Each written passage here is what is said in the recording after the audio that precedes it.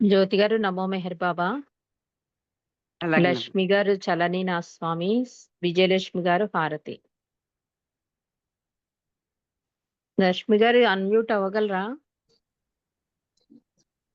నేనేనా అండి? జై బాబా.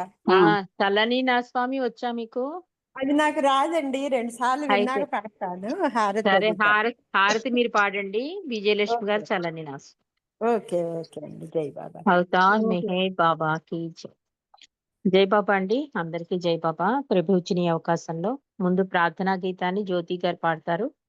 బుక్ రీడింగ్ అనంతరం హారతి లక్ష్మి గారు, చలనీనాథ స్వామి, విజయలక్ష్మి గారు.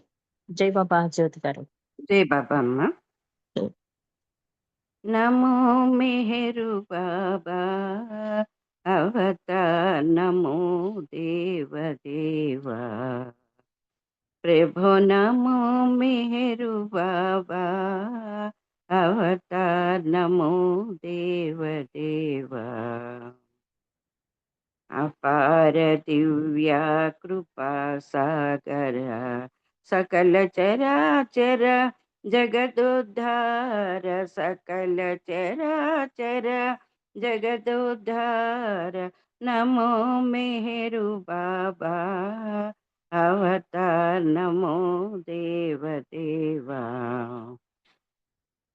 జోహారులివే శ్రీ మేరు బాబా మహిని జనించిన మానవ రూప ఇహ పరానంద జీవనమీవ ఇహ పరానంద జీవనమీవ భవ భయ భంజన పరమ పావన భవ భయ భంజన పరమ పావన నమో మెహరు బాబా అవతార్ నమో దేవ దేవా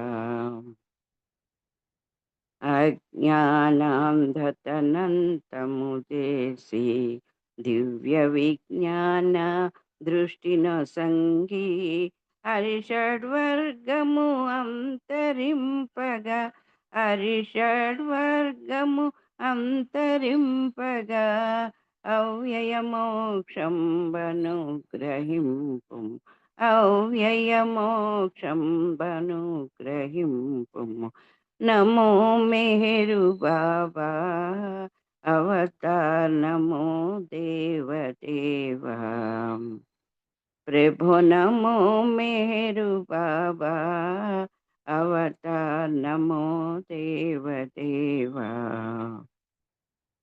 జై మెహర్ బాబా జై జై మెహర్ బాబా జై జై మెహర్ బాబా జై జై మెహర్ బాబా జై జై మెహర్ బాబా జై జై మెహర్ బాబా జై జై మెహర్ బాబా జై జై మెహర్ బాబా జై జై మెహర్ బాబా జై జై మెహర్ బాబా జై అవతార్ మెహర్ బాబా की జై. జై బాబా మహారాజుని. అందరికీ జై బాబా అండి.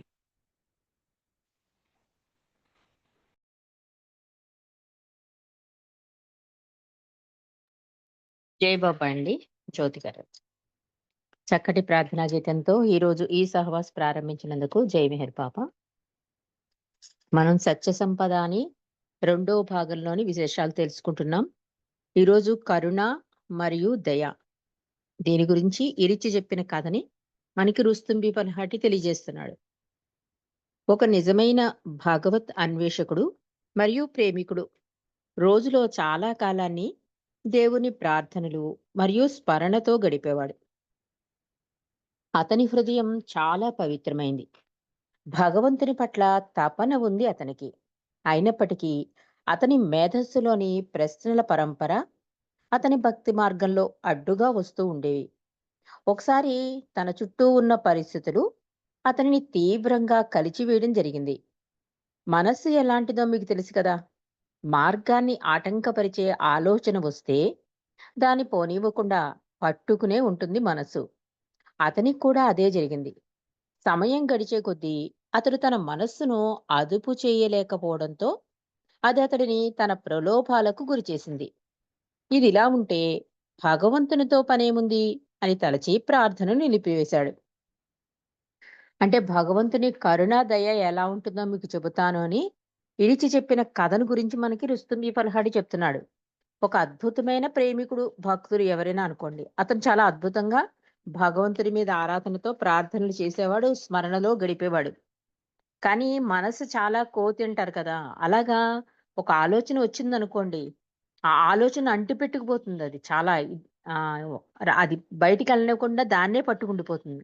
అలాగే ఇతను కూడా ఎంత భక్తి మార్గంలో ఉన్నా కూడా ఒక ఆలోచన అతన్ని అడ్డుగా చేస్తోంట. అంటే ముందుకెళ్ళకుండా ఆపేస్తుంట. ఆ ఆలోచన ఏంటంటే తన చుట్టూ ఉన్న పరిస్థితులు. మనం కూడా మార్నింగ్ కానీ ఏదైనా ఒక విషయం విన్నామనుకోండి, ఒక 5, 10 నిమిషాలు అంటే కొంచెం పట్టుకుంటే మనసు అది రోజంతా మనసులో అదిలా నడుస్తూ ఉంటుంది. అలా ఎందుకు జరిగింది? అలా ఎందుకు జరిగింది? అలాగే ఈ భక్తుడికి కూడా తన చుట్టూ ఉన్న పరిస్థితులు నచ్చలేట. నిజంగా భగవంతుడనేవాడుంటే ఇంత అన్యాయం ఎందుకు జరుగుతుంది? అసలు ఇలా ఎందుకు జరుగుతోంది అని చెప్పి ఆలోచన రాగానే ఇంక మనసు దాని మీద పోయింది. దాని మీద పోవడమే కాకుండా అదేమైంది దాన్నే పట్టేసుకుంది. ఈ భగవంతుని నామస్మరణ గాని, ప్రార్థనను కానీ చేయనివ్వకుండా దాన్ని పట్టుకుంది. అతను వెంటనే దాన్ని నమ్మేసి అంటే ఈ పరిస్థితులు ఇలా ఉన్నప్పుడు ఇంక నాకు భగవంతుడితో పనేముంది అని చెప్పి ప్రార్థనలు చేయడం మానేశాట. చుట్టూ ప్రపంచంలో అన్యాయమే జరుగుతూ ఉంటే గమనించిన అతడు భగవంతుడనేవాడు ఉండగా వీటన్నిటిని ఎలా జరగనిస్తున్నాడు? అలాంటప్పుడు భగవంతునితో నాకేంటి పని అనుకుని ప్రార్థనలు చేయడం మానేశాడు. అలా జరిగిన వెంటనే దేవుడు అతని ముందు ప్రత్యక్షమయ్యాడు. దేవుని ఆట ఎలా ఉంటుందో చూడండి. ఒక ప్రేమికుడు ఆయన్ని ప్రేమిస్తూ ఆయన కోసం తపిస్తూ ఉంటే పట్టించుకోడు. కానీ ప్రేమికుడు ఆయన్ని పట్టించుకోకపోతే మాత్రం మరుక్షణం అతని ఎదుట నిలబడ్డాడు భగవంతుడు. ఇదంతా అతని లీల. దైవీ క్రీడలో భాగం. అతని ఎదుట నిలబడి అతన్ని బాధిస్తున్న విషయం ఏమిటని అడిగాడు భగవంతుడు. చాలా దుఃఖంలో ఉన్న ఆ ప్రేమికుడు బాధను ఇలా వెళ్ళగక్కాడు. ఇలాంటి అన్యాయాలు, అక్రమాలు జరగరిస్తున్న నీవేమి దేవుడవు? ఇదెలా సాధ్యం? ఇదంతా నేనెలా భరించలేను. అసలు నేను భరించలేను. నీ అవసరం నాకిక లేదు అన్నాడు భక్తుడు భగవంతుడితో. ప్రభువు ఆశ్చర్యపోతూ ప్రపంచంలో అన్యాయమా? ఎలా జరుగుతుంది? అది అసాధ్యం. అలాంటి వాటిని నేను జరగనివ్వను. నా న్యాయగుణం కరుణ మరియు దయలతో కూడుకుని ఉంటుంది. దాన్ని బహుకొద్ది మంది మాత్రమే అర్థం చేసుకోగలరు లేదా గ్రహించగలరు అన్నాడు భగవంతుడు. ఎప్పుడైతే ఇతను ప్రార్థనలు మానేశాడో వెంటనే భగవంతుడు ప్రత్యక్షమయ్యట. అంటే ప్రేమిస్తున్నంత సేపు భగవంతుడు ఏం ప్రత్యక్షం కాలే. కానీ ఎప్పుడైతే ప్రార్థనలు అంటే అదంతా ఆయన లీలా క్రీడ. ఆయన ఇచ్చ అంతే అది. ఎప్పుడైతే భగవంతుడు ప్రత్యక్షమయ్యాడో అప్పుడు భగవంతుడు అడుగుతాడు, "ఎందుకంత బాధపడుతున్నావు? ఏం జరిగింది?" అంటే, "నువ్వసలు దేవుడివేనా? ఈ పరిస్థితులేంటి? ఈ ప్రపంచంలో ఉన్న పరిస్థితులేంటి? అసలు నువ్వనేవాడివి ఉంటే ఇలా జరగకూడదు కదా! ఇలా జరుగుతున్నాయంటే ఇంక నీ అవసరం మాకేముంది? కాబట్టి నీ అవసరం నాకు లేదని" ఖచ్చితంగా చెప్పేసాట భగవంతుడితో. భగవంతుడు ఆశ్చర్యపోయాడు. ప్రపంచంలో అన్యాయమా? ఎలా జరుగుతుంది? అంటే భగవంతుడే అన్యాయం చేయడు. మనం చేసిన పనులే మనకి అన్యాయానికి గురి చేస్తాయి. కానీ అది అర్థం చేసుకోవట్లేదతను. అందుకని భగవంతుడే అన్యాయం చేస్తున్నాడని నింద వేస్తున్నాడు. భగవంతుడేమంటున్నాడు? నేను ప్రపంచంలో అన్యాయమా? ఎలా జరుగుతుంది? అది అసాధ్యం. నా న్యాయం ఎప్పుడూ కూడా కరుణా, దయలతో కూడుకుని ఉంటుంది. నా న్యాయగుణం భగవంతుడి యొక్క న్యాయగుణం ఎప్పుడూ కూడా కరుణ మీద, దయ మీద ఆధారపడి ఉంటుంది. కానీ చాలా కొద్ది మంది మాత్రమే అర్థం చేసుకుంటారు, గ్రహించగలరు అన్నాడు భగవంతుడు. ఇది విన్న ప్రేమికుడు ఇంకా కోపంగా, చాలేవయ్యా! నీ మాటల గారడితో నన్ను బుట్టలో వేద్దామనుకుంటున్నావేమో! అదేమీ కుదరదు" అన్నాడు భక్తుడు. దైవం బిడ్డను ప్రేమగా చూచుకునే తల్లిదండ్రుల వలె అతనిని సముదాయిస్తూ, "సరే, ప్రపంచంలో జరుగుతున్న ఏదైనా చిన్న సంఘటన అన్యాయమైనది నాకు చూపించు. నేను వెంటనే దాన్ని చక్కబరుస్తాను" అన్నాడు భగవంతుడు. అంటే ఈ ప్రేమికుడు ఇలా అంటే భగవంతుడు అన్నాడు కదా! ప్రేమికుడికి చాలా కోపమొచ్చింది. "నీ మాటల దాంతో నన్ను బుట్టలో వెయ్యొద్దు. నేనసలు అదేమీ కుదరదు" అని అంటే నీకు నాకు రామ్ రామ్ అన్నట్టుగా. అంటే ఎప్పుడైనా సరే దైవం తల్లి, తండ్రి, గురువు అన్నీ ఆయనే కనుక ఒక బిడ్డను సముదాయించినట్లుగా ప్రేమగా సముదాయిస్తూ పోన్లే నువ్వు చెప్తుంది నిజమే అయితే కనుక, నాకు చిన్న సంఘటన, ఒక అన్యాయం జరిగిన సంఘటన ఒకటి చూపించు. నేను వెంటనే దాన్ని చక్కబరుస్తాను. అంటే అన్యాయం జరిగిందంటున్నాడు కదా! దాన్ని నేను వెంటనే చక్కబరుస్తాను. అలా జరగకుండా చేస్తాను. ఒకటి చిన్న సంఘటన చూపించు అన్నాడు భగవంతుడు. ఆ ప్రేమికుడు దైవం చెప్పిన దానికి చాలా సంతోషిస్తూ, సరే నడు అంటూ ఇద్దరూ ప్రయాణమయ్యారు. ఎవరెవరు? భక్తుడు, భగవంతుడు కూడా ప్రయాణమయ్యారు. ఆ చిన్న సంఘటన చూపించమన్నాడు కదా! అందుకని. కొంత దూరం వెళ్లారో లేదో, ఆ వ్యక్తి చాలా నిజాయితీపరుడు. వాళ్ళిద్దరూ నడుస్తున్నారు. అక్కడ ఒక సంఘటన జరిగింది. ఒక వ్యక్తి వెళ్ళిపోతున్నట్ట. కానీ అతను చాలా నిజాయితీపరుడు. అతని కాలులో ముల్లు గుచ్చుకుని రక్తం తన్నుకు వస్తున్నది. దగ్గరలో ఎక్కడా వైద్య సహాయం లేకపోవడం, అతడు చాలా బాధపడుతున్నాడు. దైవం మరియు ఆ ప్రేమికుడు మరికొంత దూరం వెళ్లి, అంటే ఒక్కొక్క సంఘటన చూపిస్తున్నాడు. ఇందులో కొంచెం సింపుల్‌గా ఉందండి. ఒక చోట మాత్రం దీనికి వెంటనే పరిష్కారం భగవంతుడు చెప్పేస్తాడు. కానీ 3 సంఘటనలు చూపిస్తాడన్నమాట. ఇంతేనా? ఇంకేమైనా ఉందా? అని అడుగుతూ ఉంటాడు భగవంతుడు. వీడు అలా చూపిస్తూ ఉంటాడు. ఫస్ట్ వ్యక్తి ఎవరంటే ఒక నిజాయితీపరుడు. అతను నడుస్తుంటే కాలికి ముల్లు గుచ్చుకుంది. దానివల్ల రక్తం ఆగకుండా ఎక్కువైపోయి వచ్చేస్తోంది బయటికి. చుట్టుపక్కల ఎక్కడా వైద్య సహాయం అందలేదు అతనికి. అతను చాలా బాధపడుతున్నాడు. ఈ సంఘటన చూపించాడు. మళ్ళీ ఇంకొంచెం ముందుకెళ్లారు. మరికొంత దూరం వెళ్లి ఒక వ్యాపారి వద్దకు చేరాడు ఈ భక్తుడు. అతడు చాలా దురుసు స్వభావి మరియు పొగరుబోతు కూడా. అన్యాయంగా చాలా ఆస్తిని ఆర్జించాడు వ్యాపారస్తుడు. అతడు నడుస్తూ ఉండగా ఒక సంచి కనిపించింది. దాన్ని తీసుకుని తెరిచి చూడగా ఆ సంచి బంగారంతో నిండి ఉంది. దాన్ని ప్రభువు దృష్టికి తీసుకొచ్చిన ఆ ప్రేమికుడు దైవాన్ని ఆ పిదప ఒక గ్రామానికి తీసుకెళ్ళాడు. ఆ! ఇంతేనా? ఇంకేమైనా ఉందా? అని అడుగుతాడనమాట. ఆ ముల్లు గుచ్చుకున్న వ్యక్తిని చూపించగానే. ఇదొకటేంటి ఇంకా చాలా చూపిస్తాను రా అని చెప్పి వ్యాపారి వద్దకు తీసుకొచ్చాడు. ఆ వ్యాపారి ఏంటి చాలా అన్యాయంగా బోలెడు ఆస్తి గడించాడు. అతనికే నడుస్తున్నప్పుడు బంగారు సంచి దొరికింది. అదొకటి చూపిస్తాడు. ఇంకేమైనా ఉందా? అడుగుతాడు భగవంతుడు. ఇంకోటి చూపిస్తాను రా అని చెప్పి ఇంకోటి దైవాన్ని దృష్టికి తీసుకొస్తాడు. అదేంటి? ఒక గ్రామానికి తీసుకెళ్ళాడు. ఒక కూలి వద్దకు చేరారు. అతడు తన భార్యా పిల్లలను పోషించుకోవడానికి కాయకష్టం చేస్తున్నాడు. ఆ రోజు అతని దొంగలు కొట్టి అతని వద్ద ధనం దోచుకున్నారు. దాంతో ఆ రాత్రి అతను అతని కుటుంబం పస్తులున్నారు. చెప్పాడు, వీళ్ళు ఎంత పేదవాళ్ళో చూడు, ఎంతో కష్టపడి కూలి డబ్బులు తెచ్చుకుంటే దొంగలు తీసేసుకున్నారు. దాంతో ఈ రోజంతా వాళ్ళు పస్తులున్నారు స్వామి అని చూపించాడు. పై సంఘటన ప్రభువు చూపించిన పిదప ఆ ప్రేమికుడు దైవాన్ని ఆదివాసీ తెగ నాయకుని వద్దకు తోడ్కొనిపోయాడు. ఒకటేంటి? నిజాయితీపరుడికి కాల్లో ముల్లు గుచ్చుకోవడం. రెండోదేంటి? వ్యాపారికి ఒక సంచి దొరకడం. 3 కూలివాడికి డబ్బులు దోచేసుకోవడం దొంగలు. ఇంకా నాలుగోది ఎక్కడికి తీసుకెళ్ళాడు దైవాన్ని? భక్తుడు ఆదివాసీ తెగ నాయకుని దగ్గర తీసుకెళ్ళాట. అతడు భోగభాగ్యాలు అనుభవిస్తూ మంచి ఆహారం, మత్తు పానీయాలు, స్త్రీలతో విలాస జీవితం గడుపుతున్నాడు. తన ప్రజలకు మాత్రం హింసించి పీడిస్తున్నాడు. పీడితులు ఆ నాయకుని బారి నుండి తమను రక్షించమని భగవంతుని వేడుకుంటున్నారు. అక్కడ జరుగుతున్న సంఘటన. వాడు చాలా ఉల్లాసంగా అంతా లగ్జరీ లైఫ్ లీడ్ చేస్తున్నాడు. పైగా ప్రజలకు మాత్రం అన్యాయం చేస్తున్నాడు. వీడు రాజు, వీడి తెగకి నాయకుడైపోయాడని వాడిని చూపించాడు. భక్తుడు అంటున్నాడు, అన్నీ చూసావు కదా! ఇప్పుడు చెప్పు, ఇంత అన్యాయం జరుగుతోంది ఎందుకని? అడిగాడు ప్రేమికుడు భగవంతుణ్ణి. దేవుడు అతి ప్రేమగా అతనితో ఇలా అన్నాడు, నిజాయితీపరుడైన కాలులో ముల్లు గుచ్చుకుని రక్తం కారుతున్న వ్యక్తి గత జన్మలో ఒక కూనీకోరు. నిజానికి ఈ జన్మలో అతనికి ఉరి శిక్ష పొందవలసి ఉంది. కానీ అతడు చేసుకున్న మంచి పనుల వల్ల మరియు నా కరుణ వల్ల ఆ శిక్షను కాలు ముల్లు గుచ్చుకునే స్థాయికి తగ్గించేశాను అన్నాడు భగవంతుడు. అందుకే బాబా కూడా అంటారు, ఎవరినైనా జడ్జి చేసేటప్పుడు కానీ, ఎవరి గురించైనా నింద వేసేటప్పుడు కానీ, మనకి తెలియదు వాళ్ళ ఆత్మ ప్రయాణం. రాయి నుంచి మళ్ళీ పరమాత్మలో కలిసే వరకు కూడా ఆ ప్రయాణం అంతా భగవంతుడికి ఎరుకండి. కాబట్టి ఈ భక్తుడు ఒక్కొక్కళ్ళని చూపిస్తున్నాడు, అన్యాయం అంటున్నాడు. ఫస్ట్ చూపించిన వాడి గురించి చెప్తున్నాడు భగవంతుడు. ఆ నిజాయితీపరుడు వాడి కాల్లో ముల్లు గుచ్చుకుంది, పక్కన ఏది హాస్పిటల్ ఫెసిలిటీ లేదు, ఇంత అన్యాయం జరుగుతోంది అంటున్నావు కదా! వాడు కిందటి జన్మలో ఒక అంటే హంతకుడు, ఒక కూనీ చేసినవాడు. కానీ వాడికి ఈ జన్మలో ఏమవ్వాలి? ఉరి శిక్ష పడాలి. కానీ వాడు కొన్ని మంచి పనులు చేశాడు కదా! ఆ పనుల వలన నేను కొంచెం కరుణ యాడ్ చేసి, ఈసారి ఏం చేశాను, ఉరి శిక్ష పడవలసిన ప్లేస్‌లో చిన్న ముల్లుతో అంటే కాలిలో ముల్లుతో స్థాయిని ఆ తీవ్రతను తగ్గించేశాను. నా కరుణ ఇలా ఉంటుంది అని చెప్పాడు భగవంతుడు ఆ భక్తునితో.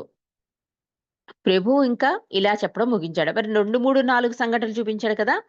ఆ కూలి గత జన్మలో ఒక దుకాణం నడిపేవాడు. కరువు సమయాల్లో ధాన్యాన్ని దాచిపెట్టి అనేక మంది మరణానికి కారణమయ్యాడు. అధిక ధరలకు ధాన్యాన్ని అమ్ముకుని అన్యాయంగా డబ్బు సంపాదించాడు. ఈ జన్మలో అతని కుటుంబం ఆకలితో మరణించవలసి ఉంది. కానీ నా దయ వల్ల అది ఒక రాత్రి ఆకలిని ఎదుర్కొనే స్థాయికి తగ్గించబడింది. తగ్గించడం చెప్తున్నాడు. అన్యాయం, అన్యాయం అంటున్నాడు కదా! ఎంత స్థాయిలో వాళ్ళు అన్యాయం చేశారు. ఆ అన్యాయాన్ని తగ్గించి తన న్యాయం ఎలా చేశాడో చెప్తున్నాడు భగవంతుడు. నెక్స్ట్ ఏంటి కూలివాడు. కూలివాడు కష్టపడి సంపాదించొస్తే ఆ కూలి దొంగలు తీసేసుకున్నారు కదా! దాని గురించి చెప్తున్నాడు. కిందటి జన్మలో అతను ధాన్యం వ్యాపారం చేసేవాడు. ఈ ధాన్యాన్నంతా గోడౌన్‌లో దాచేసి చాలా ఎక్కువ రేటుకి అమ్మేవాడు కూడా. కాబట్టి అసలు ఈ జన్మలో అతను పూర్తిగా ఆకలితో మరణించవలసిన స్థాయి వాడిది. కానీ నేనేం చేశాను, ఒక్క రాత్రే పస్తు పెట్టించాను. నా నా కరుణ ఇలా ఉంటుంది. ఆ తీవ్రతని, ఆ ఎదుర్కొనే స్థాయిని తగ్గించాను అని చెప్పాడు భగవంతుడు భక్తుడితో. ఇక ఆదివాసి తెగ అతను. ఇతడు గత జన్మలో చాలా దాన ధర్మాలు చేశాడు. అందరికీ తన సహాయ సహకారాలు ఎంతగానో అందించిన కారణంగా ఈ జన్మలో దేశానికే పాలకుడు కావలసింది. కానీ ఈ జన్మలో అతని స్వభావం చూశాక అతని అదృష్టాన్ని ఒక చిన్న తెగకి నాయకునిగా తగ్గించవలసి వచ్చింది. ఏదైనా సరేనండి, పుణ్యమైనా పాపమైనా కూడా భగవంతుడు బ్యాలెన్స్ చేస్తాడు. లాస్ట్ జన్మలో మంచి పనులే చేశాడు. కానీ ఈ జన్మలో బ్యాలెన్స్ ఉంది కదా! ఈ జన్మలో అతని స్వభావం చూశాక అంటే అక్కడ దాన ధర్మాలు చేసినా కిందటి జన్మలో ఉన్న స్వభావం కొంత చెడు ఉంటుంది కదా! అది కంటిన్యూ అవుతోంది ఈ జన్మలో కూడా. ఆ చెడు ఏమైంది ఈ జన్మలో కంటిన్యూ అవుతుంది కనుక, నేనేం చేశానంటే లాస్ట్ జన్మదే తీసుకుని చిన్న తెగకి అంటే దేశానికే రాజవ్వాల్సిన వాడిని చిన్న తెగకే నాయకుని చేసి తగ్గించాను అని చెప్తున్నాడు భగవంతుడు. ఇక దురుసుగా, పొగరుబోతుగా ఉన్న వ్యాపారి. వ్యాపారి కూడా అంతే కదా! చాలా వ్యాపారం చేశాడు. అన్యాయంగా ఆస్తి సంపాదించాడు. వాడికి బంగారం సంచి దొరికింది. వాడి గురించి చెప్తున్నాడు భగవంతుడు. వ్యాపారి గత జన్మలో ఒక కర్మయోగి. ఎన్నో దాన ధర్మాలు చేశాడు. ఆ గత జన్మలో చేసిన మంచి కర్మలకు అతనికి ఒక బంగారు సామ్రాజ్యమే దొరకాలి. కానీ ఈ జన్మలో అతని ప్రవర్తన కారణంగా అది ఒక సంచి బంగారానికి నా దయ వల్ల తగ్గించబడింది చెప్తున్నాడు. అతడు గత జన్మలో ఒక కర్మయోగి, ఎన్నో దాన ధర్మాలు చేశాడు. కానీ గత జన్మలో చేసిన మంచి కర్మలకు అతనికి ఎలాంటిది రావాలి? ఒక బంగారు సామ్రాజ్యమే దొరకాలి. కానీ ఈ జన్మలో అతని ప్రవర్తన కారణంగా ఓ సంచి బంగారానికే నా దయ వల్ల తగ్గించబడింది అని చెప్తున్నాడు. ఆ పుణ్యం ఏమైంది? ఈ జన్మలో ప్రవర్తనలో మార్పు రావడం వలన నేనేం చేశాను? సామ్రాజ్యానికి అవ్వాల్సిన వాడిని చిన్న సంచితో తగ్గించేశాను అని చెప్తున్నాడు భగవంతుడు. ఇంకా నీ మనసులో అనుమానాలున్నాయా నాయనా అని అడిగాట భగవంతుడు. ఆ ప్రేమికుడు ఏడుస్తూ క్షమించమని అడిగాడు భగవంతుణ్ణి. భగవంతుడన్నాడు, తన కరుణ మరియు దయ వల్ల ప్రభువు అతన్ని క్షమించి వెళుతూ అతని కొన్ని సలహాలిచ్చి మరీ వెళ్ళాడు భగవంతుడు. అతను ఇలా చెప్పాడు, భవిష్యత్తులో నీకెప్పుడైనా కాలులో ముల్లు గుచ్చుకున్నట్లయితే అది భగవంతుడు అన్యాయపు చర్యగా నీ మనసు చెప్పినట్లయితే అసలు న్యాయంగా నీకు ఉరిశిక్ష పడాల్సింది. కానీ దేవుడు దయామయుడు కాబట్టి ఆ శిక్షను కాలులో ముల్లు గుచ్చుకోవడం అనే స్థాయికి తగ్గించేశాడు అని జ్ఞాపకం ఉంచుకో. నేను నా న్యాయ గుణాన్ని నా కరుణతో అలంకరించకపోతే ప్రపంచం పలు కష్టాలు పాలై ఉండేది. నేను అందరికీ న్యాయాన్ని చేయడమే కాకుండా దానికి నా కరుణ మరియు దయలను కూడా జోడిస్తాను సుమా అన్నాడు భగవంతుడు. అంటే బాబా చెప్పినట్లుగా ఒక పెద్ద కష్టం వచ్చిందనుకోండి మనకు మనకు మన జీవితంలో అది పెద్ద కష్టం మనకి. అప్పుడు ఇంకా పెద్ద కష్టం ఉన్న వాళ్ళని తలుచుకోవాలట. అప్పుడు ఏమవుతుంది? ఇది చిన్న గీత అయిపోతుంది. పెద్ద గీత మీద ఒక గీత గీసామనుకోండి, మనకి మనకి బాధ అని ఒక గీత దగ్గర ఒక పెద్ద గీత గీస్తే ఇది చిన్నదైపోతుంది. అలా మన బాధ కూడా చిన్నదైపోతుంట. భగవంతుడు కూడా ఏం చెప్తున్నాడంటే, ఇవన్నీ విన్నావు కదా అన్న వెంటనే ఆ భక్తుడు కళ్ళమ్మట నీళ్ళెట్టుకుని భగవంతుడి పాదాల మీద పడిపోతే, అప్పుడు ఆయన క్షమించేసి వెళుతూ, వెళుతూ చిన్న సలహా ఇచ్చాడు. ఏమనిచ్చాడు? "ఈసారి నీ కాలులో ముల్లు గుచ్చుకుంటే గనక నీ మనసుకి చెప్పు. ఎందుకంటే మనసే ఆడిస్తుంది గనక నీకు ఉరిశిక్ష పడవలసింది. భగవంతుడు ముల్లుతో దీన్ని తగ్గించేశాడు. ఆయన దయా, కరుణ రక్షిస్తోందని నీ మనసుకు చెప్పించుకో. అప్పుడు నీకు బాగా జ్ఞాపకం ఉంచుకో ఈ విషయం" అని చెప్తున్నాడు. భగవంతుడి యొక్క న్యాయగుణం దేనితో అలంకరించబడి ఉంటుంది? కరుణతోనూ, దయతోనూ అలంకరించబడింది కనుకే ప్రపంచంలో ఎన్ని కష్టాలు పాలైనా కూడా ఈ న్యాయాన్ని చేయడం అంటే నేను అందరికీ న్యాయాన్ని చేయడమే కాకుండా దానికి నా కరుణ మరియు దయలను జోడిస్తాను కనుకే ఈ మాత్రమేనా ప్రపంచం ఇలా మనగలుగుతోంది అని చెప్పి ప్రభువు చెప్తున్నాడండి. కాబట్టి మన జీవితంలో ఏదైనా ఒక సంఘటన జరిగినా కంగారు పడిపోకుండా మనం బాబా లిటరేచర్ అంతా చదివాం కనుక, నా ఆత్మ ప్రయాణానికే మంచి కోసమే భగవంతుడు నాకిచ్చాడని అంగీకరించడం ఒకటి. ఏదో పెద్ద దాని నుండి నన్ను రక్షించాడని అనుకోవడం ఒకటి. ఈ 2 మనం ఎప్పుడు జ్ఞాపకం పెట్టుకోవాలి బాబా ప్రేమికులుగా. మరి నెక్స్ట్ చాప్టర్‌లోకెళ్దామండి. బాబా తన గుర్తులను విడిచి వెళ్లారు. దీని గురించి మనం విందాం. ఈ ఈ కింది కథను మణిమండలి హాల్‌లో చాలా సార్లు చెప్పేది. ఇది నాకిష్టమైన కథ కూడాను. నా నిత్య జీవితంలో బాబాను ఏకాంతంలో పొందడమే కాకుండా నిరంతరం అనుభూతి చెందేలా చేస్తుంది ఈ కథ చెప్తున్నాడు ఈ రుస్తుంబి ఫలహాటి. బాబా తన గురుతులను విడిచి వెళ్లారు అనే సంగతి గురించి సోదరి మణిజ ఒక కథ చెప్పారట. ఇది చాలా నాకిష్టమైన కథ. మన నిత్య జీవితంలో మనం బాబాతో ఏకాంతంగా ఆయన సాన్నిధ్యాన్ని పొందడానికి అనుభూతుంటండి. ఈ అనుభూతి కలిగిస్తుంట ఈ కథ. ఆ కథ మీకు చెప్తాను అంటున్నాడు రుస్తుంబి ఫలహాటి మనకి. బాబా ఆ పరమాత్మ భూమిపై మానవ రూపధారి అయి వచ్చి పూర్తిగా మన స్థాయిలో మనతో రోజు మాట్లాడుతూ ఉంటే మేము కొన్నిసార్లు ఆయన భగవంతుడనే విషయాన్ని మర్చిపోయేవాళ్ళం. సోదరి మణిజ చెప్తోంది. బాబా నిజంగా పరమాత్మయే. భగవంతుడు మానవ రూపధారి అయి వచ్చాడు. కానీ మాతో ఆ చొరవ ఏమవుతుందంటే మేం మరిచిపోయేవాళ్ళము ఆయన భగవంతుడనే విషయం అని చెప్తోంది సోదరి మణిజ. మేము ఆయన్ని తేలికగా తీసుకుని స్వేచ్ఛగా ఆయనతో వ్యవహరిస్తున్న సందర్భాలలో బాబా వెంటనే మాకు స్పష్టంగా జ్ఞాపకం చేస్తూ నేను భగవంతుడిని మరవకండి అనేవారట బాబా. ఆయన మాతో ఎంతగా కలిసిపోయేవారంటే ప్రతి ఒక్కరి స్థాయికే ఆయన దిగివచ్చేవారు. దాంతో ఆయన దేవుడనే విషయాన్ని మర్చిపోవడానికి అవకాశం ఉంది. ఆయన సాధువుతో సాధువుగా, చిన్న పిల్లలతో చిన్న పిల్లవానిగా అయిపోయేవాడు. అలా చేయగలగడం ఒక్క భగవంతునికే సాధ్యం. ఒక వ్యక్తిని సంతృప్తి పరచాలంటే ఆ వ్యక్తి స్థాయికి దిగి రావాల్సిందే కదా! మన మానవ మనస్సులు ఎంత అస్థిరమైనవో, ఆయన పట్ల మనకున్న విశ్వాసం ఎంత బలహీనమైనదో ఆయనకు బాగా తెలుసు. సోదరి మణిజ చాలా అద్భుతంగా చెప్తున్నారండి. అంటే బాబా సాన్నిధ్యాన్ని మన అనుభూతి పొందాలంటే ఇది ఉపయోగపడుతుంది. మణి చెప్పిన కథను మీకు చెప్తాను అంటున్నాడు రుస్తుం. బాబా నిజంగా భగవంతుడే. కానీ ఆయన ఇచ్చిన ఆ చొరవ ఏమవుతుందంటే ఆయన భగవంతుడనే విషయాన్ని మర్చిపోయేవారట. మండలే మర్చిపోయారంటే చూసుకోండి. అప్పుడు బాబా గుర్తు చేసేవారట. నేను భగవంతుడినని మరవకండి. ఒక్క మెహరా విషయంలోని ఈ అలర్ట్‌నెస్ లేదుటండి. ఎప్పుడూ కూడా బాబా అస్తమాడికి జ్ఞాపకం చేసేవారట. నేను భగవంతుడినని మరవకండి అని. కానీ మెహరా విషయంలో మాత్రం ఒక్కసారి కూడా నేను భగవంతుడిని మరవకు మెహరా అని చెప్పిన సందర్భమే లేదని రాస్తారు. అంటే మెహరా అంత అద్భుతంగా బాబా ప్రేమలో పరిపూర్ణత్వాన్ని పొందిందిమాట ఆవిడ. అంటే ఎప్పుడు విసుక్కునేదే కాదు. ఎంత పనిలో ఉండి బాబా పిలిచినా కూడా, "హా! బాబా" అంటూ ఎంతో ప్రేమగా, ఓపికగా పరిగెట్టుకుని బాబాది ఎలా ఉన్నదో అలా పరిగెట్టుకుని వచ్చేసేదట. సోదరి మణిజ వీళ్ళందరూ కూడా "నీకు ఇబ్బంది కాదా?" అంటే ఆయన సంతోషం తప్ప నాకేది ఇబ్బంది కాదు అనేది సోదరి మెహరా. కాబట్టి ఇక్కడ ఏం చెప్తున్నారంటే, మణి మాత్రం చెప్తోంది. భగవంతుడినని మరొకడే మమ్మల్ని అస్తమాటికి బాబా గుర్తు చేస్తూ ఉండేవారు. కానీ బాబా ఇరిచి కూడా అంటాడు. 100% ఆ పాత్రలో లీనమైపోయారు అని. ఏదైనా ఒక చిన్న పిల్లలని చూస్తే చిన్న పిల్లాడిలాగా, సాధువుల్లో సాధువుల్లాగా, నిజంగా సహవాసుల్లో కూడా ఎవరైనా చంటి పిల్లని తీసుకొనొస్తే చాలా అమాయకంగా పాపా, బాబా అని అడిగేవారు. పైగా మీ ఆర్థిక పరిస్థితేంటి? నీ భార్యాబిడ్డలు అంత సర్వాంతర్యామి, అన్ని హృదయాలు తెలిసున్నవాడు, అంత అమాయకంగా అడుగుతుంటే ఇరిచి అదే చెప్తాడు.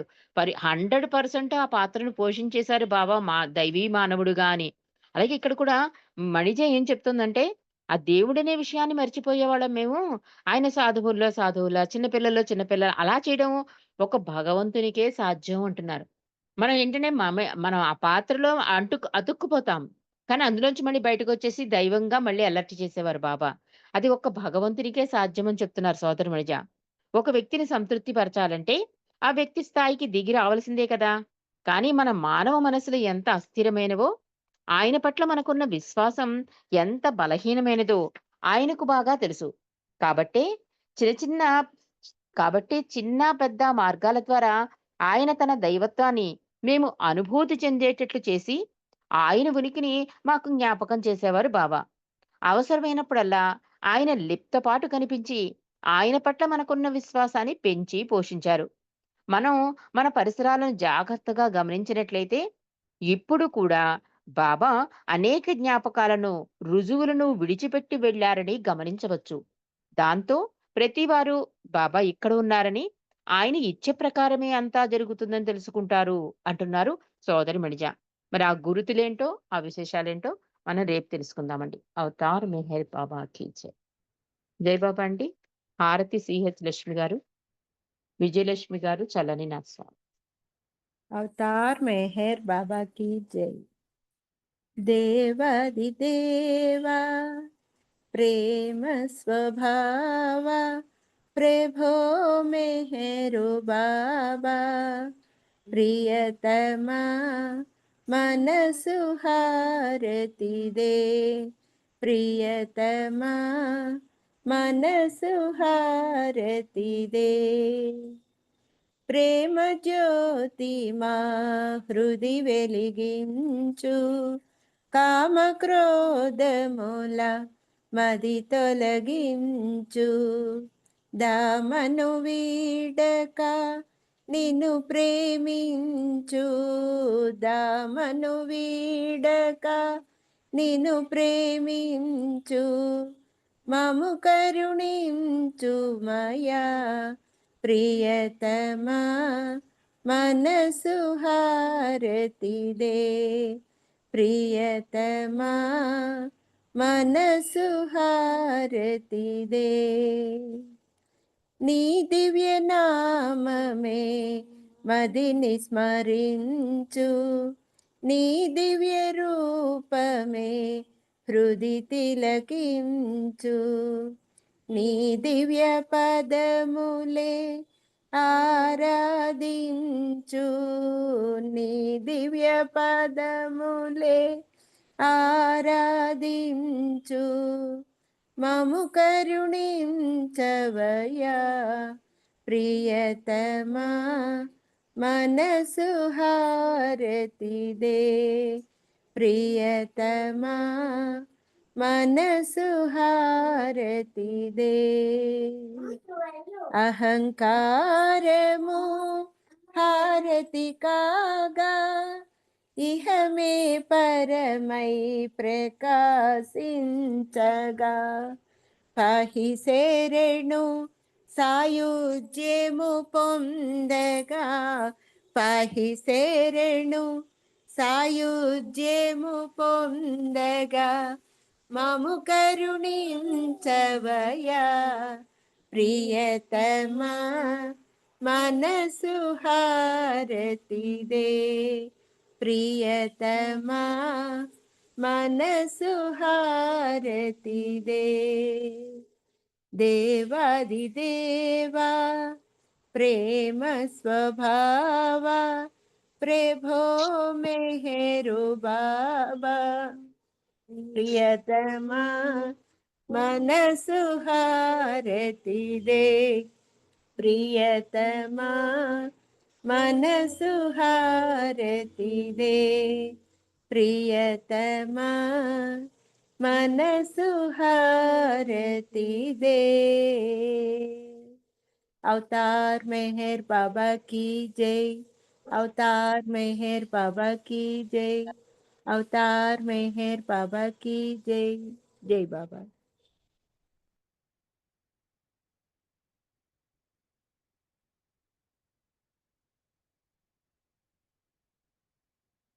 अवतार मेहर बाबा की जय। చల్లని మా స్వామి సెలవీయవయ్యా నీ సేవకై మేము మరల వచ్చెదమయ్యా చల్లనే మా స్వామి సెలవీయవయ్యా, నీ సేవకై మేము మరల వచ్చెదమయ్యా. మేరు నామమే నిత్యం కీర్తించులాగు, మేరు నామమే నిత్యం కీర్తించులాగు, ఎల్లవేళల నిన్ను స్మరించులాగు, ఎల్లవేళల నిన్ను స్మరించులాగు. చల్లని మా స్వామి సెలవీయవయ్యా.